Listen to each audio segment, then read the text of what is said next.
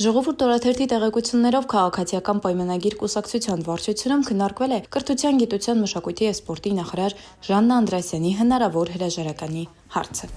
Մեր լավատեղյակ աղբյուրների փոխանցմամբ վարչության անդամները փորձել են հասկանալ վարչապետ Նիկոլ Փաշինյանի դիրքորոշումը նախարարի հեռացման վերաբերյալ, սակայն նա ինչպես սովորաբար հստակ պատասխան չի տվել։ Մեր աղբյուրների պնդմամբ Ազգային ժողովի քաղաքացիական պայմանագիր խմբակցության պատգամավոր, կրթության, գիտության, մշակույթի և սպորտի հարցերի մշտական հանձնաժողովի նախագահ Սիսակ Գաբրելյանը իր մտերիմ շրջապատում հայտնել է, որ առաջիկայում անպայմանորեն փոփոխություն է սպասվում և Անդրեասյանի փոխարեն ինքը կնշանակվի ԿԳՄՍ նախարարի պաշտոնում։ Ժողովուրդ օրաթերթը փորձեց պարզել Սիսակ Գաբրելյանից, որքանով է այս տեղեկությունը համապատասխանում իրականությանը։ Պատգամավորը կարճ պատասխանեց, թե լուրը իրականությանը չի համապատասխանում։ Նշենք, որ իշխանության ներսում, հատկապես կառավարությունում և ԱԺ քաղաքացիական պայմանագիր խմբակցությունում առկա է դժգոհություն այն հանգամանքներից, որ Անդրեասյանի ընկերուհին Մանկավարժական համալսարանի նախկին ռեկտոր Սրփույգ Գևորգյանը ենթարկվել է պատասխանատվության կոռուպցիոն մեխանիզմների մեջ ներգրավված լինելու համար, մինչդեռ Անդրեասյանը կարողացել է խուսափել որևէ իրավական հետևանքից, չնայած նրան, որ համալսարանում կատարվող